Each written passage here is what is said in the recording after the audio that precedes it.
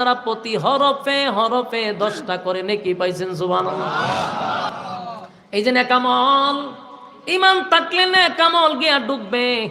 একটা নেকি একটা নেকি একটা নেকি হাসরের মাঠে কেউ কাউরে দিবে না।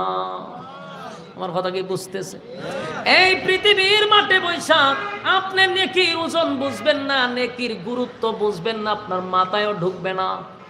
ছোটবেলা যখন আমি নাবালক ছিলাম, ছোট ছিলাম, 1000 নোটের কদর আমরা বুঝি নাই। কথা হয় না?